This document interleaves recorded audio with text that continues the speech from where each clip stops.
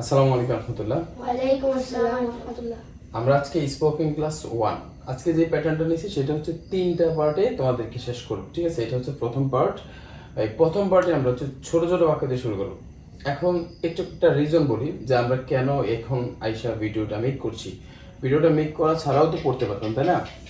আমরা চাই যে আমাদের সাথে সাথে যারা ইংরেজি ভাষাটা শিখতে চায় তারাও আমাদের সাথে সাথে প্র্যাকটিস করুক। ইভেন তারা যদি চায় যে তার এই বইটা থেকে পড়বে, তোমাদের মতো এই বইটা থেকে পড়বে, তারা সেই বইটা আমাদের কাছ থেকে কি করতে পারবে, সংগ্রহ করতে পারবে। এই বইয়ে যেভাবে আছে সেম ভাবে এইখানে একইভাবে উঠানো হয়েছে।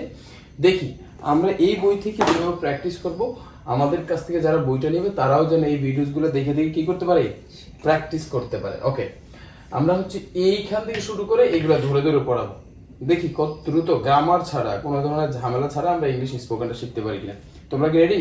Yes sir. ওকে, তাহলে শুরু করি। এ পেন, একটি কলম। এ পেন হচ্ছে একটি কলম, তাহলে এ পেন একটি কলম, তাই না? এখন আমরা এ পেন তো একটা, এরকম অনেকগুলো বাক্য তৈরি করি আমরা। ঠিক আছে, চাইলে হাজার হাজার বাক্য তৈরি করতে পারবো।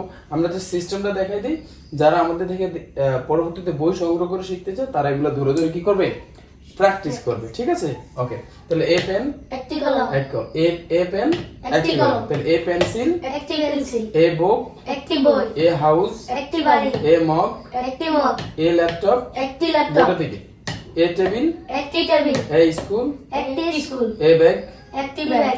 আমরা তো অনেক ছোট না, আমরা ছোট থেকেই দেখিয়ে দিব যে আমরাও চাইলে কি করতে পারি, ইংলিশ স্পোকেনটা প্র্যাকটিস করতে পারি। ওকে, এখন আবারও প্র্যাকটিস করছি, বেশ কয়েকবার তো প্র্যাকটিস করতে হবে, না হলে তো মনে আসবে না, তাই না? আমরা আরেকবার প্র্যাকটিস করছি, তোমরা খুব দ্রুত অ্যান্সার করবে। ঠিক আছে, ready? Yes sir. A pen একটি কলম। এ পেন্সিল একটি পেন্সিল। এ বুক একটি বই। এ হাউস একটি বাড়ি। এ মগ একটি মগ। দুটো থেকে এ ল্যাপটপ একটি ল্যাপটপ। এ টেবিল একটি টেবিল। এ স্কুল একটি স্কুল। এ ব্যাগ। একটি ব্যাগ। আচ্ছা, এ ম্যাঙ্গো একটি আম। A tiger. একটি বাঘ। এগুলো কিন্তু নাই, আছে এখানে নাই। এ লায়ন একটি সিংহ। এ ডগ একটি কুকুর। এ ক্যাট একটি বিড়াল। এ স্কুল একটি স্কুল। এ হাউস একটি বাড়ি। আ ব্যাগ। এইভাবে শত শত বাক্য আমরা কিন্তু এইভাবে বানাইতে পারবো কিনা? এখানে কোনো গ্রামারের ঝাঁঝামেলা আছে? আমরা কি গ্রামারের ঝাঁঝামেলা ছাড়াই পড়তে পারতেছি কিনা?